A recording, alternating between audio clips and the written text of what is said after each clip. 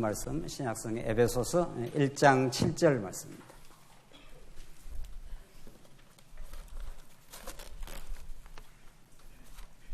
찾으신 줄 알고 봉독 드리겠습니다. 신약성경 에베소서 1장 7절 말씀입니다.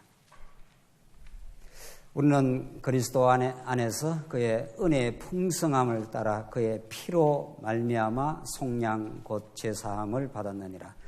이는 그가 모든 지혜와 총명을 우리에게 넘치게 하사 그 뜻의 비밀을 우리에게 알리신 것이요 그의 기뻐하심을 따라 그리스도 안에서 때가 찬 경륜을 위하여 예정하신 것이니 하늘에 있는 것이나 땅에 있는 것이 다 그리스도 안에서 통일되게 하려 하심이라.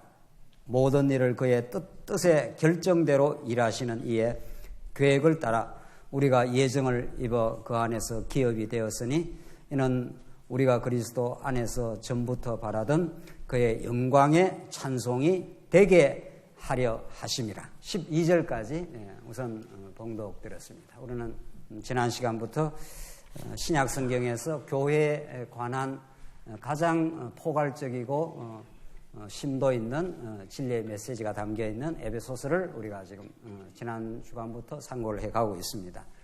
하나님께서 그때그때마다 우리에게 전달하시는 그 진리의 메시지가 가장 하나님의 그 기묘한 섭리를 쫓아 가장 적확한 말씀인데, 특별히 하나님께서 이 에베소서가 지금 우리들에게 가장 소중하고 복된 말씀이기에 때를 따라서 우리가 에베소서의 순서를 따라 쭉 공부를 해왔지만은 반드시 한번 심도 있게 에베소서를 공부할 그 이유가 있어서 하나님께서 이렇게 순서를 따라서 에베소서를 우리가 상고하게 됐습니다. 에베소서의 말씀이 6장으로 되어 있는데 짧아 보이지만은 하나님이 통치하시고 하나님이 작정하신 하나님의 교회가 어떻게 설립이 되고 어떻게 어떤 과정을 통해서 성장해가고 또 교회 생활의 그 복된 하나님 나라의 그 생활을 어떻게 하나님께서 누리게 하시고 그렇게 인도해 가시느냐를 에베소서처럼 가장 논리적이고 심도 있게 우리에게 가르쳐 주는 말씀은 없습니다. 그러니까 에베소서 말씀을 한 권을 우리가 정확하고 제대로 우리가 깨닫게 되면은 여러분과 저는 이제 평생을 교회 생활을 할 터인데 그 교회가 어떤 그 하나님의 그 주권과 은혜 속에 놓여져 있고 계획되었고 또 성장해가고 우리가 그 교회 생활을 통해서 진정으로 하나님 나라의 기쁨을 누릴 수 있는가 하는 것을, 물론 성경 전체가 뭐 하나님의 그 언약이라는 게 하나님의 나라를 언약한 거니까 3대 언약이라는 게 이제 포괄적으로도 설명을 할 수 있지만은 오늘 에베소서가 아주 심도 있는 한 말씀 한 절 한 절이 바울이 정말 깊이 있는 메시지를 가지고 우리에게 전거해 주고 있습니다. 우리가 이번 기회에 언제 또 에베소서를 다시 이렇게 공부를 하겠어요. 또 기회가 주어지면 다시 언젠가는 할 수가 있지만은 이번에 정통으로 복음적인 교회, 하나님이 세우시는 교회, 또 지금 우리가 많은 일들을 겪고 나서 우리가 다시 정립하는 성경적 교회관이 에베소서에 잘 나와 있습니다. 우리 지난 시간 첫 시간 서론적으로 검토하면서 1장 앞부분을 우리가 공부를 했는데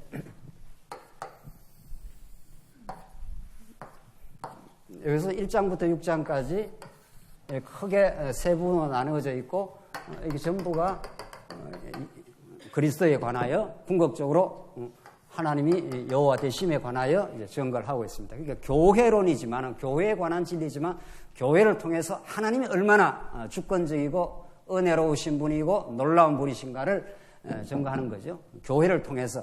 에베소서는 앞부분이 교회 설립에 관한 진리고 설립할 뿐만 아니라 하나님이 성장도 하나님께서 시키신다는 거예요. 우리 아이들을 넣으면 아이가 제대로 자라는 게 아니라 놔놓고 그렇게 성장할 수 있도록 부모가 양식을 좋은 꼴을 잡고 먹여가지고 이렇게 성장하게 하듯이 성장도 하나님께 달렸다는 거죠.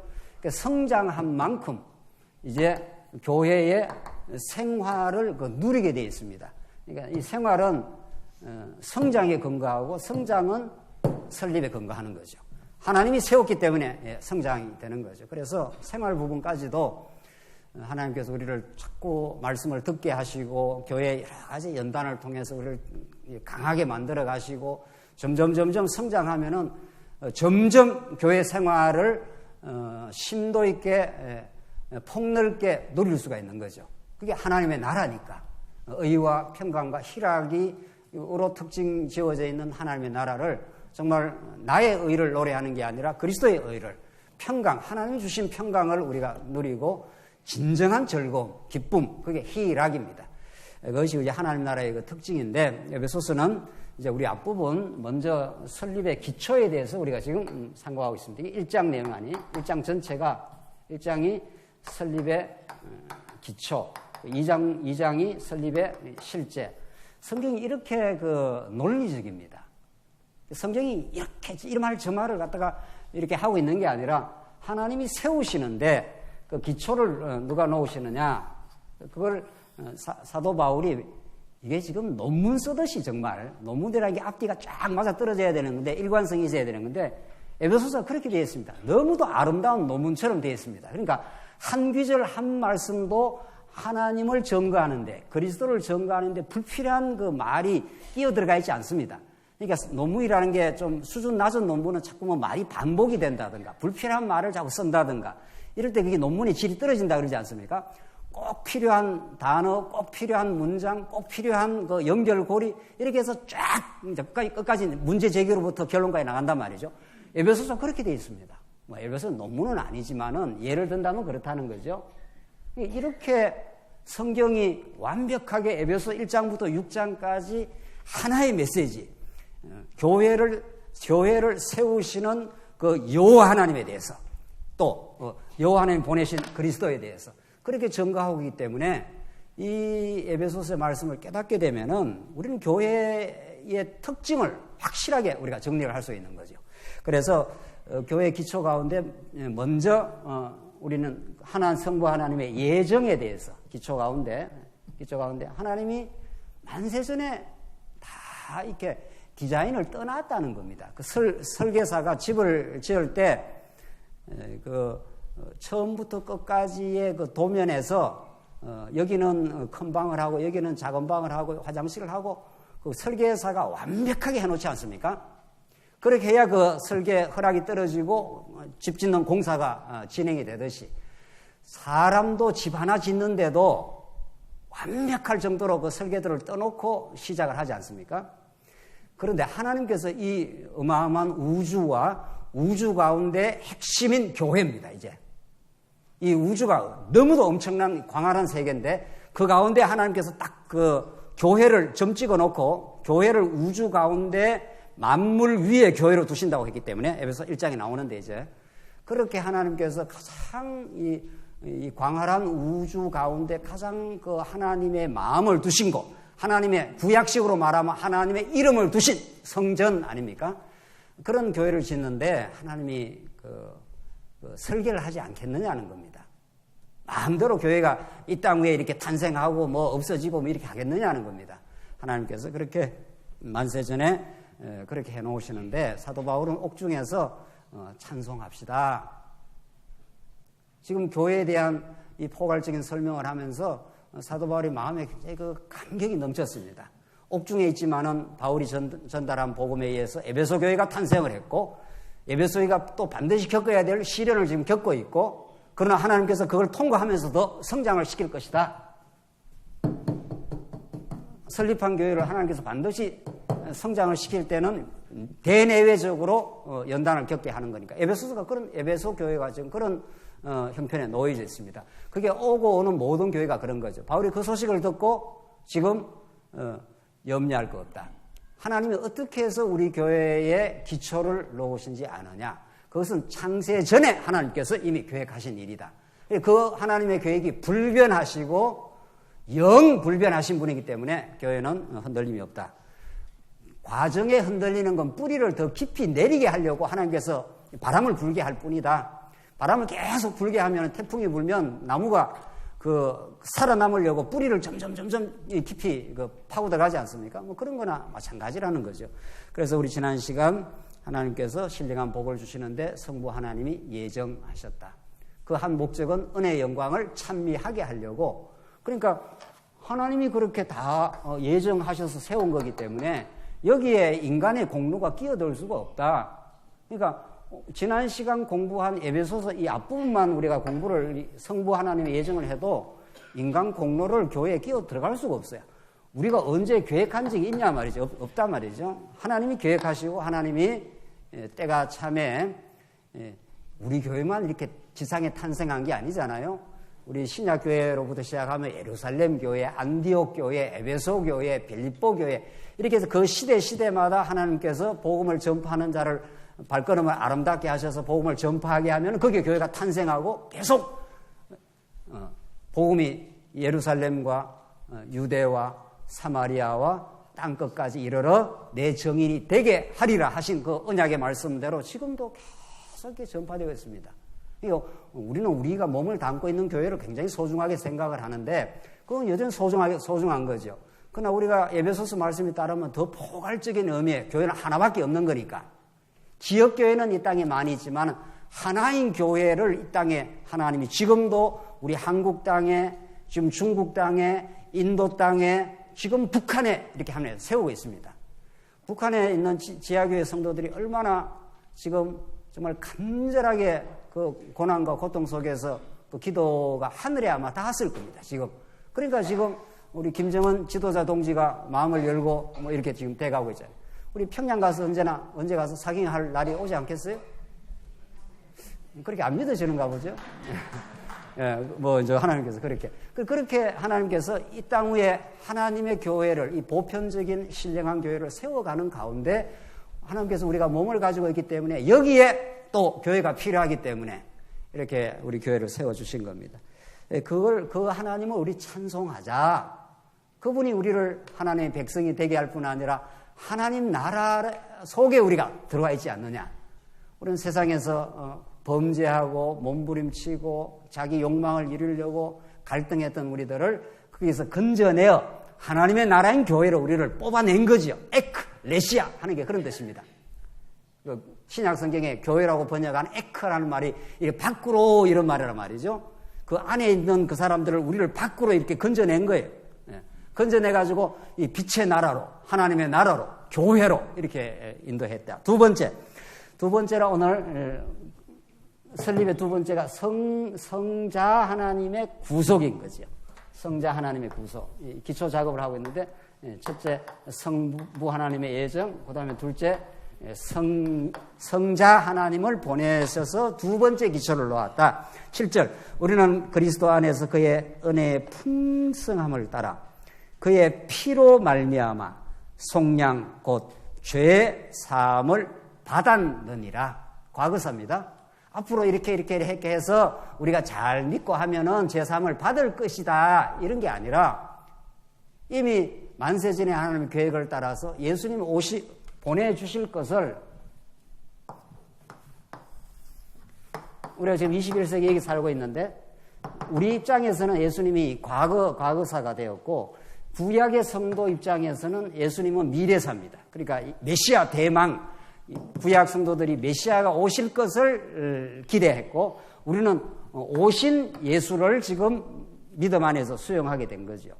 자, 예수님이 오셔서 하신 일이 이제 구속이라는 건데 죄 사함, 죄를 이 예수님의 십자가 사건이 언제 예정이 되어 있습니까? 언제? 뭐 말할 것도 없이 우리 권사님들이 다 신학 박사시니까 언제 예정이 되어 있어요? 창세 전에, 당연히 창세. 이 땅에 태초로부터 종말에 이르는 이 땅의 모든 사건은 하나님이 역사를 진행하다가 이렇게 해야 되겠다. 이렇게 하지 않습니다. 그렇게 하면 하나님이 시간의 종속이 되는 거죠. 그렇잖아요. 하나님이 역사, 이게 시간 세계인데, 이게 계시 세계 혹은 시간 세계인데, 이 역사가 이렇게 진행되다가, 이거 내가 좀 잘못한 것 같다. 내가 이렇게 해야 되겠다. 이렇게 계획을 세우지 않는다는 거죠. 우리 사람은 계획 세우고 수정하고 이렇게 뭐 하고 이렇게 하지 않습니까? 무슨 새로운 변수가 생기거나 환경이 변화가 생기면은 하나님은 그렇게 안 해요. 만약에 하나님이 그렇게 하신다면 하나님이 초월적인 절대적인 존재가 아니라 이 시간 속에 갇힌 존재가 되는 거죠.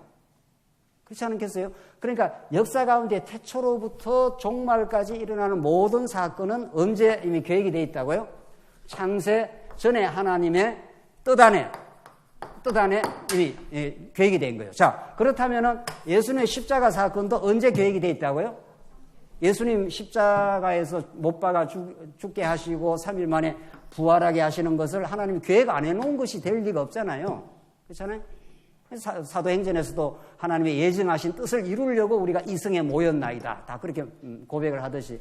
자, 그렇다면 예수님이 십자가에서 하신 일이 뭐라고요? 구속, 혹은 다른 말로 말하면 어떻게 해요? 사함.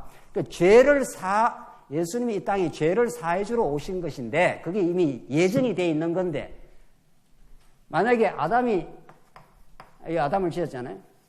아담이 타락을 안 하고 선악과를 하나님 만들어 놨는데 안 따먹고 계속 하나님 명령을 잘 지키고 하나님 따먹지 말아 그랬으니까 안 따먹어야 되겠다.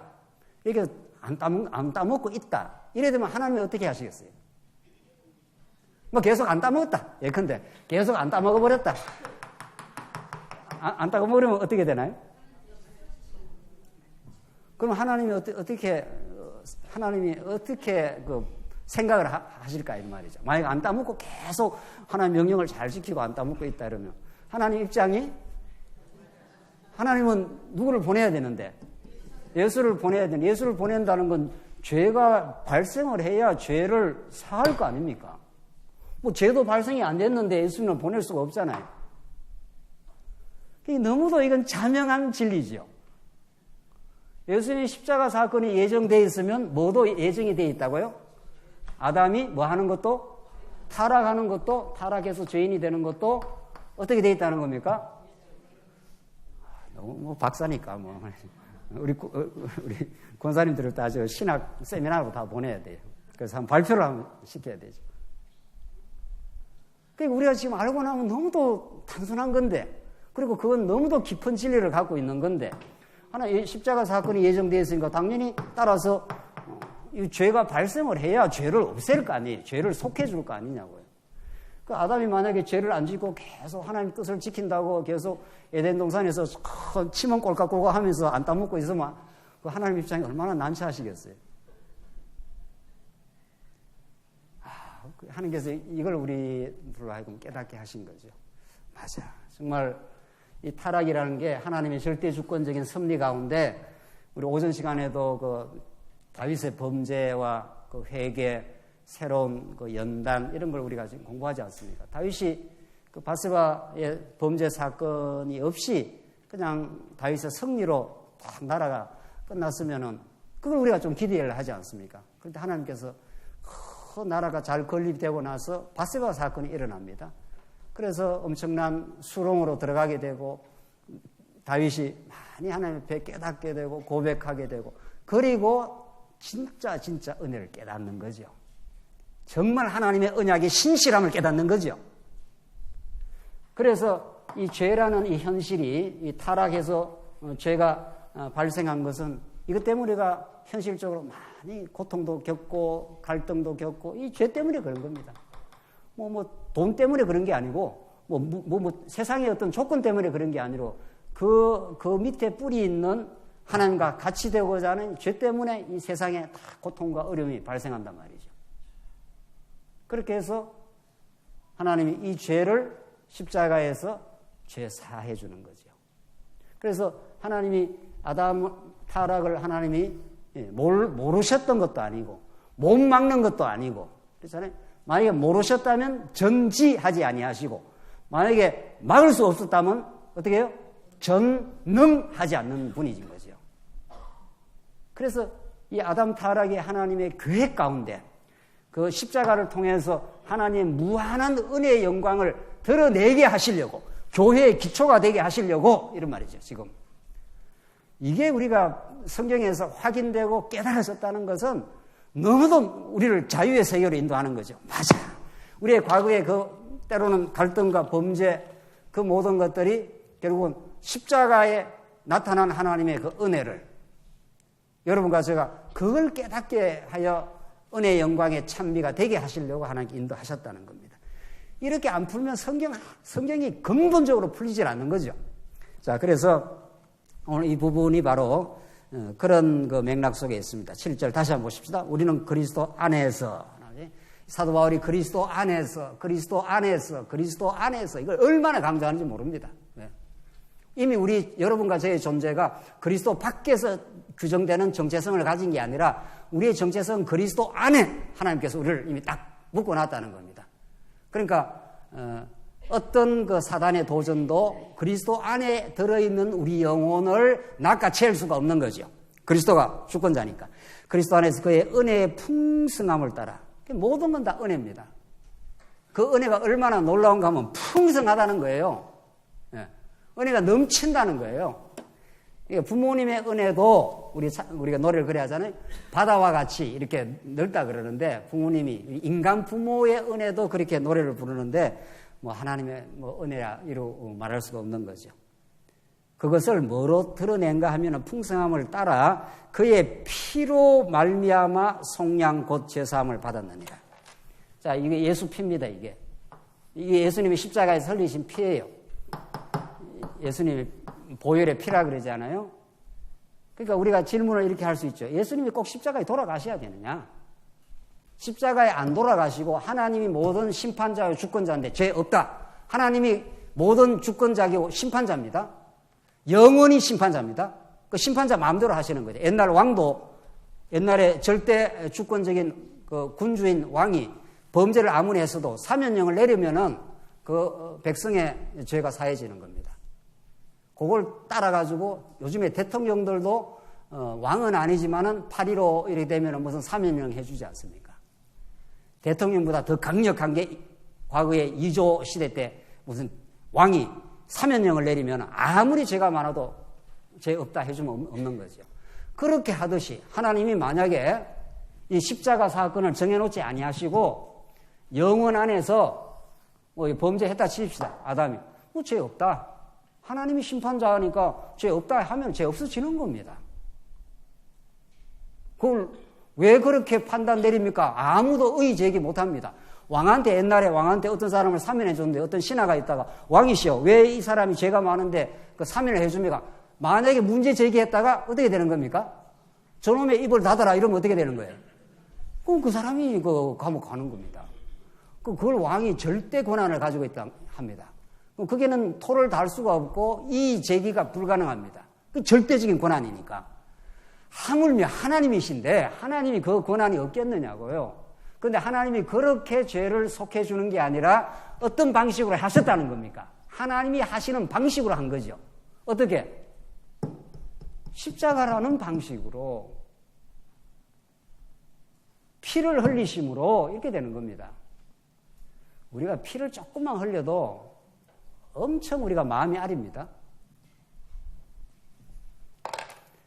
피는 생명을 상징하고 하나님께서 당신의 아들의 피를 철철 흘리게 한 거죠. 그것처럼 하나님이 우리에게 사랑을 확증하는 또 다른 방법이 없습니다. 그러니까 하나님은 죄 없다고 얼마든지 해줄 수 있지만은 중요한 것은 하나님은 무엇이라도 하실 수 있는 분이고 어떤 방법도 동원할 수 있는 분이시지만 중요한 건 하나님의 백성인 여러분과 저가 그 하나님이 얼마나 능력 많으시고 얼마나 은혜가 풍성한가를 깨닫는 게 좀 중요한 거 아니에요. 온 인류가 다 달라 들어가고 하나님이 아니다 해도 하나님이 눈 하나 깜짝 안 합니다. 하나님은 그러신 분이에요. 온 인류가 하나님을 찬송한다고 해서 하나님이 그 찬송을 받고 참 기분이 좋다 이렇게 안 합니다. 원칙적으로 말한다면 하나님은 영원히 자존하신 분입니다. 그런데 그 영원히 자존하신 그분이 우리에게 은혜를 베푸시고 언약을 이루어 나가시는데 여러분과 제가 그걸 이제 깨닫는 과정이 중요하다는 거죠. 그래서 하나님은 우리 부모들에게 자식과 긴 시간의 양육 과정을 거치게 하는 겁니다. 서양식으로 말하면 한 18세, 우리 한국식으로 하면 한 35세, 요새는 한 35세까지 양육을 해. 장가 들고 시집 갈 때까지 말이죠. 장가 가갖고도 요즘에 또 손 내미는 그런 걸 어떻게 해야 되죠? 그래서 서양은 좀 독립적으로 키우니까 18세만 되면 바로 보내버리잖아요. 18세만 되면은 막 가차 없어요. 그 문화가 그렇기 때문에 지가 알아서 뭐 밥을 뭐 먹든지 말든지 어디 나가서 살아야 돼. 18세만 되면. 18세도 긴 거예요. 여러분들 소나 그 말은 그 양육 기간이 얼마나 됩니까? 소 안 키워보셨나요? 소는 낳아놓으면 그게 어떻게 합니까? 낳아놓으면 지가 불떡불떡 돌아다니고 있어요, 벌써. 그래서 하나님은 인간과 동물을 달리 지어 놓으셨는데, 짐승들은 낳자마자 지가 돌아다니면서 지가 먹고 살아납니다. 그 약간의 기간은 있죠, 물론. 새도 어느 정도 자랄 때까지 약간의 그 기간을 물어갖고 주지 않습니까? 이게 놀라운 일반 계시인데, 이 모든 게 다 하나님을 가르쳐주는 계시입니다. 인간은 약간의 기간이 아니라 요즘은 아까 전에 제가 말한 대로 한 35세까지 중년이 다 되도록 우리 한국 지금 특수 상황인데 그렇게 기릅니다. 그렇게 먹이고 입히고 그렇게 기르는 거죠. 왜 그렇게 하십니까? 돈 많은 부모가 그냥 뭉티기 돈 하나 띄주고 태어나자마자 니는 5억, 니는 3억 갖고 나가 살아라. 이렇게 안 합니다. 돈이 있다 치더라도 그렇게 안 하고 기르고 또 기르고 아프고 회복되고 그냥 그렇게 그 양육 기간을 거쳐가는 거죠. 예. 마음 졸이고 또 집 한 티 나가고 집을 안 나가 보신 분들은 좀 문제가 있는 거예요. 예. 모범생들은. 집을 나가야 큰 사람이 된답니다. 집을 한번 나갔다 들어갔다 해야 그 사람이 큰 사람이 된다고 해요. 그렇게까지 우리 아이들을 기르는 긴 시간을 보냅니다. 이게 특별한 하나님의 은혜입니다. 그 시간에 울고 불고 기뻐하고 마음 졸이고 그 시간을 이렇게 같이 겪으면서 부모 자식 간에 무엇가 이루어지고 있는 거죠. 하나님 그렇게 하시는 거죠. 하나님 얼마든지 뭐 죄 없다고 그냥 하면 죄 없어져요. 그냥 뭐 그렇게 뭐 역사가 이렇게 복잡하냐고요. 다윗의 역사가 그냥 하나님께서 딱 다윗에게 아브라함에게 약속하신 대로 다윗에게 나라를 이루어준다 하면은 뭐 딱 나라 이루어주면 되는 거지. 그렇게 안 한단 말이죠. 길게 갑니다. 다윗이 나라가 막 쫓겨나고 나라가 세워지고 또 범죄하고 또 쫓겨나고 긴 시간 동안. 그래서 예수님이 이 땅에 오셔서 고난받고 침뱉음을 당하시고 십자가에 지시고 피를 흘리시고 머리에 가시면류관 쓰시고 그 긴 그 시간을 거쳐가면서 하나님께서 3년 동안 공생으로 말해도 긴 시간에 하나님께서 많은 걸 보여주십니다. 그 절정이 십자가 사건입니다. 그래서 우리가 십자가 하는 거죠. 언약의 가장 뚜렷한 징표. 언약이라는 건 하나님의 살아계심을 증명하는 거고 그 은혜를 증명해 주겠다는 건데 언약은 그걸 가장 농도짓게 드러내는 뭐 구약의 역사 전부가 하나님의 언약을 보여주는 거지만 그걸 가장 핵심적으로 농도짓게 보여주는 게 십자가의 피 흘림이라는 거예요. 그러니까 부모가 자식한테 가장 농도짓게 사랑하는 것은 부모가 많이 고생하는 거. 자식 때문에 많이 그 마음 상하는 거. 그걸 보고 자라면 자식이 부모만 생각하고 마음이 찡한 거지요. 저희 둘째 형이 엄청 사고를 맞췄습니다. 정학, 옛날에 정학이라는 거 있잖아요. 조금만 더 하면 어떻게? 무기정학에서, 그 다음에 한만 더 하면은 태학감이에요, 태학감. 어머님이 가서, 돈 싸들고 가고, 뭐 하고, 이렇게. 누가 지금 제일 효자인 줄 아십니까? 제일 마음 아리게 부모를 생각하는 우리 5 가족이 있는데, 우리 5남매가 있는데. 형이 가장 절실합니다. 가장 절실해요. 이렇게 마음 씀씀이를 이렇게 보면은. 왜 그렇습니까?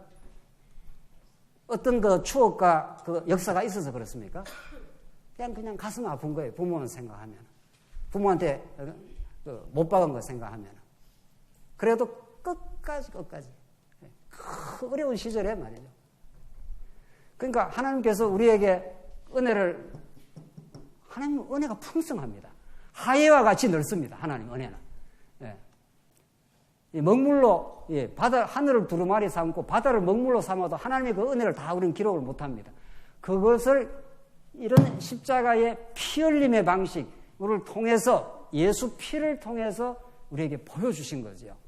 그래서 우리는 그 은혜를, 십자가 은혜를 깨달으면은 바울이 내가 평생을 이제 십자가를 자랑하겠다고.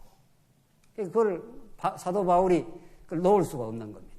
사도 바울뿐만 우리 모두가 그 십자가의 피 흘림을 통해서 하나님의 자기 희생, 하나님 자기의 생명을, 자기 아들을 죽여서 우리를 사랑하심. 그러니까 우리는 더 이상 하나님의 은혜를 받을 수가 없습니다. 최고의 은혜를, 가장 풍성한 은혜를, 그 은혜의 정수를 우리가 경험한 거죠. 그렇게 교회의 기초가 서 있습니다. 이게 두 번째입니다. 첫 번째는 성부 하나님의 예정, 그 다음에 구속, 이제 성령 하나님께서. 이렇게 우리 교회가 이렇게 서 있다면은, 이 교회 아닙니까, 이게? 교회로 우리가 지체가 되어서 이렇게 서로 연결해서 교회가 세워져 가는데, 이 토대를 누가 낳았느냐는 거예요, 누가. 예수님의 피 흘림이 없으면은, 그 구속의 놀라운 은총이 없으면. 그러니까 우리가 이제 언약 성취사라 그러지 않습니까? 우리 성경을 보는 기본 관점을. 그러니까 이전의 신학을 구속사라 그러지 않습니까? 구속사는 하나님의 은혜 가운데 한 부분인 건 사실이에요. 지금 우리 에베소서가 성부 하나님의 영원한 예정, 그 다음에 성자 하나님의 구속, 피 흘림, 죄사함, 그리고 성령 하나님의 인치심, 이렇게 나가지 않습니까? 그러니까 이 구속사라는 건 이 부분을 좀 집중적으로 강조를 한 거죠. 그게 500년 동안. 마르틴 루터 이후에. 루터가 너무 죄 때문에 괴로워하고 몸부림치다가 갈라디아서를 본 거예요. 이 갈라디아서에서 예수 그리스도로 말미암아 구속으로 말미암아 의롭다함을 얻었다. 로마서 1장에서 의인은 믿음으로 말미암아 의롭게 된다. 그걸 깨닫고 나서 종교개혁에 이게 횃불을 든 겁니다. 그건 성경의 한 부분인데도 그래도 로만 캐톨릭의 그 행위주의, 공로주의, 그 타락한 교회를 뒤집어 엎는 놀라운 그 파워가 있었잖아요. 그래서 그걸 우리가 구속사라 그러잖아요. 구속사. 구속사. 근데 우리는 지금 언약 성취사란 말이죠. 이 언약하시고 언약을 이루시는 하나님이신데 그 언약을 이루는 과정이 하나님께서 죄 가운데 넣고 그 다음에 구속하시는 거죠. 그렇게 해서 성취해 가는 거죠. 구속이 여기 있는 거죠. 죄가 여기 있고 그렇게 해서 하나님의 나라를 이루어 가시는 거죠. 자, 그래서 우리가 좀 정리할 게 있단 말이죠. 구속은 하나님의 언약 성취사의 부분인 건 사실이에요. 그렇죠? 그러나 부분이라고 해서 중요하지 않는 건 아니죠. 그래서 이 언약 성취사를 쭉 공부하신 분들이 구속 그거 아무것도 아니야. 구속은 그거 뭐 몰라도 돼. 이런 식 비슷하게 만약 우리가 이야기를 한다면은 그건 굉장히 성경을 균형을 깨트린 겁니다. 언약 성취사가 확실하게 되돌봅니다. 그 언약의 하나님, 그 절대 주권적인 하나님, 그 은혜의 풍성하심, 오늘 본문 말씀대로 은혜의 풍성함을 따라 그의 피로 말미암아 속량 곧 죄사함을 받았느니라. 이 십자가 구속이라는 것은 언약의 하나님을 우리에게 실감나게 구체적으로 정말 농도 짓게 우리 부모가 우리 자식을 위해서 엄청 고생을 하듯이 말이죠. 그래야 우리가 부모 사랑을 이렇게 감동적으로 느끼지 않습니까? 야, 우리 부모님 엄청 고생을 하셨구나, 나를 위해서. 그걸 이렇게 보고 자란 그 자녀 세대는 그게 부모의 은혜를 깨닫는 한 중요한 과정이죠. 그러니까 이게 안 할 리가 없습니다, 이게. 그렇잖아요? 그러니까 우리가 이게 언약 성취라는 게 너무도 큰 골격으로 중요한 거죠. 그러나 언약 성취를 말하면서 구속을 만약에 그 비유를 들어 말한다면은 그 애를 목욕으로 이렇게 시켰습니다. 그 애를 시켰으니까 더러운 목욕물을 버려야 되잖아요. 그런데 이 엄마가 정신 나간 엄마가 목욕물을 버리면서 애까지 담아가지고 어떻게 해요? 훌렁 버렸단 말이죠. 목욕물만 버려야지 그 애를 버리면 안 되는 거 아니에요. 구속사라는 게 하나님을 부분적으로 봐왔지요, 물론. 그리고 부분적으로 봐왔다고 해서 구속을 올바르게 자리매김을 해줘야 되고, 언약을 이루는 과정에 하나님께서 제 가운데 가두시고 구속을 통해서 하나님의 은혜를 지금 보여주시겠다는 거 아니에요. 예수 십자가 피를 통해서. 그러니까 이걸 우리가 충분히 신학적으로 성경적으로 이해하고 깨닫는 건 너무도 중요합니다. 그래야 우리가 진짜 감동이 있는 겁니다. 부모의 은혜에 감동하는 사람은 부모가 많이 고생한 걸 본 사람 말이죠. 8절 이는 그가 모든 지혜와 총명을 우리에게 넘치게 하사 그 뜻의 비밀을 우리에게 알리신 것이요 그의 기뻐하심을 따라 그리스도 안에서 때가 찬 경륜을 위하여 예정하신 것이니. 이 십자가의 구속사건이 만세전에 예정이 되어 있다는 겁니다. 그렇다면 따라서 아담 타락도 어떻다는 겁니까? 아담 타락도 예정되어 있는 거죠. 왜 하나님이 타락을 예정해놨느냐 말이죠. 이 고통스러운 가인이 아벨을 쳐 죽이고 그때부터 막 계속 인류사의 고난의 고통의 역사가 시작이 되는데 그걸 거치면서 우리 인간이 얼마나 하나님의 은혜가 아니면은 하나님 앞에 용납받을 수 없는 죄인이라는 걸 깊이 깨닫는 만큼 하나님의 은혜를 더 깊이 깨닫게 되고 이제 여러분과 저로 말한다면은 신약 시대로 말한다면 예수를 꼭 붙들게 되고 예수님의 절대적인 필요성 그 예수를 통해서 우리 하나님 여호와가 얼마나 크고 놀라운 은혜를 베푸신 분인가 하는 것을 우리가 지금 깨닫고 있는 거죠. 결국은 신앙생활은 그 하나님의 은혜가 얼마나 깊고 넓은지를 깨닫는 농도만큼 신앙생활이 되는 겁니다. 부모의 사랑을 많이 느끼는 사람은 부모만 생각만 해도 부모를 위해서 살고 싶은 거예요. 아까 전에 비유를 들었던 저희 작은 형은 부모만 생각만 해도 막 절절한 거예요. 모범생으로 자라면 그게 절절하지 않는 거예요. 내가 잘났다고 생각하는 거예요. 내가 공부도 잘했고 내가 모범적으로 잘했다 이렇게 생각하기 때문에 부모가 절절하지 않는 거예요. 우리는 다 망가진 죄인들이에요. 하나님께 다 못 받고 십자가에 못 박은 우리 인생들이란 말이죠. 우리가 얼마나 하나님을 배반했던 참혹한 우리가 다 죄인들 아니에요. 하나님보다 자기 영광을 위해서 우리가 살 때가 너무도 많고 말이죠. 이렇게 예수를 믿고 이 언약의 복음을 듣고도 우리가 때때마다 우리가 내 중심으로 살 때가 많지 않습니까? 저는 그럴 때가 너무 많아요. 뭐 목사까지 됐는데도 생각하면 내 중심으로 하고 싶고 내 중심으로 내 편안함, 내 쾌락, 내 영광을 위해서 살 때가 많은데 말이죠. 그런 우리 인생들을 하나님께서 위해서 십자가에 피를 흘려주신 거죠. 그래서 예수님 아니면은 우리는 정말로 꽝입니다. 아무것도 아닙니다. 예수님 아니면 지금도 우리는 죄악 가운데서 탐욕에 시달리며 채우지 못하는 욕망을 위해서 지금도 노력하고 그렇게 살 거예요, 우리가. 안 채워진단 말이죠. 아무리 추구해도, 아무리 이 땅의 최고의 지위에 올라가도. 그래도 행복하지 않는 거예요. 하나님이 우리에게 텅 빈 우리 영혼을 만들어 놔버렸어요. 예수 그리스도의 은혜가 아니고는 우리 인생이 채워지질 않는 거예요. 그렇게 하나님이 만들어 놔버렸어요.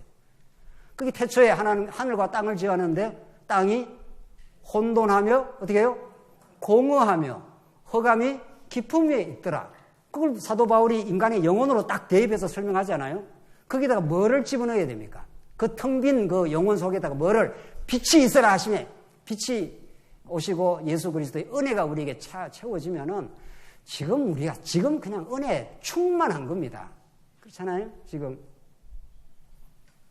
뭐 부족한 거 있는가 물어봐야죠. 우리 권사님들 뭐 부족한 거 있습니까? 지금 뭐 좀 아쉽고 부족하고 이런 게 있습니까? 우리 인간적으로 생각하면 많죠. 돈도 좀 더 많았으면 좋겠고, 뭐도 좀 잘 됐으면 좋겠고, 우리 자식 새끼도 좀 잘 됐으면 좋겠고, 전부 죄입니다. 지금보다 뭐가 좀 잘 됐으면 좋겠고, 뭐 했으면 좋겠고, 이게 전부 다 하나님과 같이 된 생각이에요. 다 허망된 생각이에요. 성경에 에베소서에 말씀대로 너희가 과거에 허망된 생각에서 너희를 건져냈다 그래요. 뭐 됐으면 좋겠다 아니고 지금이 어떤 상태입니까? 하나님이 실수하십니까? 여러분과 저에게 실수하십니까? 절대로 실수 안 합니다. 지금의 상태가 하나님의 절대적인 은혜 속에, 은혜의 섭리 속에 들어와 있습니다. 그래서 다윗도 많이 고민하고 아픈 시간을 많이 통과하고 깨달았는 것이 여호와는 나의 어떻게 해요? 목자시니 내게 부족함이 없으리로다. 그가 나를 푸른 초장으로 인도하시고 쉴만한 물가로 인도하시는도다. 그 고백이 아주 정상적인 은혜를 깨닫는 우리 모든 신앙인들의 아름다운 고백으로 하나님 만들어내고 맙니다. 그러니까 내가 지금 뭔가를 자꾸 이랬으면 좋겠고 저렇게 돼야 되고 이게 아쉽고 이런 건 전부 다 자기 중심이에요.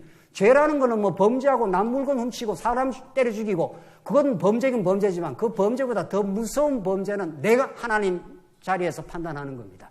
이러면 안 되고 저래야 되고 뭐 이건 부족하고 저 더 많아야 되고 그 누구 마음대로 월급을 누구 마음대로 사업에서 우리가 더 많이 받느냐고요. 하나님이 한 달 일하고 해서 주신 게 가장 적당한 겁니다. 네.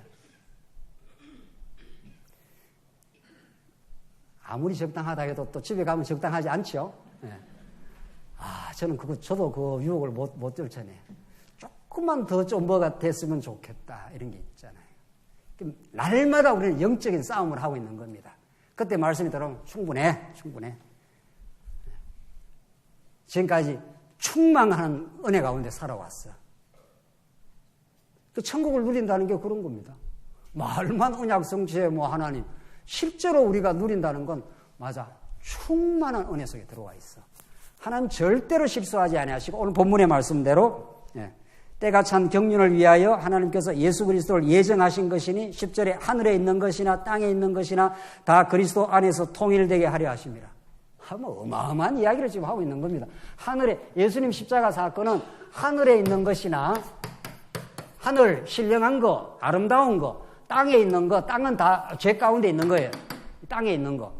이 땅 때문에 성경에서는 하늘을 바라보라. 골로새서에도 위의 것을 추구하라 그러잖아요. 그게 전부 하늘의 신령한 세계. 이 땅은 이 죄에 속한 이 죄에 몸부림치는 세계 이겁니다. 그러니까 예수 믿는다는 건 땅을 딛고 살긴 하지만 하늘이 우리의 소유권이 된 거죠. 그러니까 사도 바울이 우리의 시민권은 어디에 있다고요? 하늘에 있는 것이라 그랬지 않습니까? 이 하늘 하는 게 영원한 세계, 복음의 세계, 하나님의 나라 그걸 상징하는 겁니다. 그러니까 하늘과 땅을 통일한다는 거 아니에요. 뭐가? 이 십자가 사건이 죄사함 이게 예수님이 십자가에서 죽지 않았으면은 모든 인류는 땅밖에 없는 겁니다. 그래서 펄벅이라는 그 유명한 사람이 그 데이지라는 소설을 썼지 않아요? 중국 그 배경을 무대로 해가지고 니체라는 그 철두철미한 인본주의 철학자, 신을 딱 부정한 철학자가 가장 강조한 게 데이지예요. 이 데이지. 왜냐하면 그 사람에게는 하늘이 없어. 영원한 세계가 없어. 그러니까 대지에 충실해라. 이게 니체의 명령이에요. 철학적 명령이에요. 운명을 받아들이고 어떤 운명이라도 받아들이고 대지에 충실해라. 그런 걸 가짜라 그래요. 그런 걸 거짓말이라 그래요. 대지에 충실하면 얼마나 가겠다고 이게. 그러니까 하늘을 잃어버린 인간들은 그냥 땅밖에 없어요. 그러니까 이걸 운명론적으로 받아들일 수밖에 없는 거예요. 충실 안 하면 또 어떻게 살 거예요? 그거라도 해야 자기 위안이 되지. 니체 철학자들은. 그러나 우리는 이 땅은 잠시 우리가 사는 겁니다. 여기다가 우리도 물론 하늘을 깨닫는 사람이 땅에 충실해서 사는 거지만 그 충실의 의미가 다른 거 아니겠어요? 우리가 이 땅에 얼마나 더 삽니까? 적어도 이 청년들은 조금 더 살 것 같은데 또 가는 데는 순서도 없습니다. 가는 데는. 그러니까 땅에 충실하라 이런 게 아니라 하늘을 누리고 우리 히브리서를 수요일날 공부하는데 수요일날 나오세요. 수요일날은 모이는 예배 아닙니까? 특별히 본인 사망 외에는 나와야 되는 겁니다. 자, 그러니까 그 히브리서의 말씀에 따르면 이렇게 휘장이 갈라졌어요. 휘장이 갈라지면서 하늘 성전이 내려온다 그랬어요. 이 지상의 성전은 하늘 성전의 모형이란 말이죠. 그러니까 여러분과 저는 하늘 성전이 열린 사람들이에요. 오늘 이 에베소서 기자가 예수님의 십자가 사건이, 죄 사하는 이 사건이 보통 사건이 아니고 한 개인을 우리가 용서하는 사건일 뿐 아니라 우주적 사건이라고 지금 설명하지 않습니까? 이걸. 어떤 우주적 사건? 하늘과 땅을 통일되게 하려 하심이라 지금 이렇게 말한단 말이죠. 왜? 땅이란 건 죄로 물들어져 있고 모든 인류가 이 땅에 태어나서 이 땅에 살다가 참 소망 없이 살다가 죽기가 그렇게 두렵게 그렇게 사는 게 우리 인생인데 죽는 걸 다 두려워하잖아요. 예수 안 믿으면. 심지어 예수 믿어도 죽는 게 어떨 때는 두렵잖아요. 그러나 이미 사망은 끝났습니다. 예수님 십자가 돌아갈 때 우리의 사망은 끝났어요. 그리고 우리에게는 하늘의 생명이 주어진 사람들이란 말이에요. 그러니까 땅의 끝만을 보고 살아가는 우리들에게 하늘이 열려버렸기 때문에 하늘과 땅이 전부 통일이 되는 겁니다. 하나님 여호와를 깨닫는데. 그러니까 우리 모두에게는 어떤 걸 우리가 겪어왔어도 하늘 문을 여시고 하늘과 땅에 하늘의 영원한 삶과 지금 지상의 땅 삶의 의미가 하늘을 깨닫게 하는데 의미가 있다. 영원한 진리를 깨닫게 하는데 그러니까 우리가 사는 의미가 있는 거죠. 맞아. 우리가 좀 가난하게 살아도 또 좀 부유하게 살아도 때로는 건강하게 살아도 때로는 아프게 살아도 그 모두가 땅에 속한 것들 아닙니까? 그 땅에 속한 것들을 겪으면서 하늘을 깨닫고 있는 중입니다. 우리가 결혼을 왜 합니까? 이제 결론인데 시간이 다 됐는데 여기 이제 처녀 총각들 있지 않아요? 처녀 총각들은 막 결혼이 로망이에요. 또 요즘에 한국도 처녀 총각은 로망이 아니라 뭐 힘들다는 거예요. 결혼도 좀 힘들다는 거 아니에요? 그래서 결혼도 늦추고 그러잖아요. 그게 다 세상의 땅에 속한 이야기들입니다. 성경이 가르치는 결혼의 의미는 우리의 신랑 되시는 예수를 깨닫는 데만 의미가 있습니다. 그 예수가 우리의 진짜 신랑이구나 하는 것을 한번 경험적으로 살아봐라. 살아보면 좋은 날도 있고 어려운 날도 있고 그렇죠. 여기는 다 좋은 날만 있는가 봐요. 다 좋은 날만 있는 분들하고 강론을 하려니까 힘들어서 뭐 하겠어요. 좋은 날만 있다니까 눈치가 다 김 목사 자네만 뭐 힘든 날이 있었던 모양인데 뭐 이런 거죠. 안 그래요? 저는 많이 힘들었어요. 많이 힘들었고 많이 깨달았습니다. 아, 진짜 신랑이 이런 분이겠구나. 진짜 신랑이. 이 땅에 살아가는 모든 것들이 그분 한 분을 깨닫는데 목적을 두고 시집가고 장가가고 돈 버리고 병들고 늙고 죽고 하는 겁니다. 그래서 하늘과 땅이 어떻게 되는 겁니까? 하늘과 땅이 어떻게 되는 겁니까? 다 하나로 통일이 되는 겁니다. 예수 안에서 이런 말이죠. 그 하나님을 예수 안에서 깨닫게 하려고 우리 여러분과 저에게 이 광야 같은 삶을 살게 하십니다. 이것만이 우리의 복음의 의미입니다. 기도하십시다. 하신 하나님 아버지 은혜를 감사합니다. 땅의 것만 위해서 살아가던 우리들로 하여금 하늘문을 열어주시고 이제 영원한 진리를 깨닫게 하셔서 참으로 감사합니다. 이 진리가 우리 모두를 새롭게 하시고 우리 삶의 참된 동력이 되게 하시옵소서. 예수님 이름으로 기도하옵나이다. 아멘.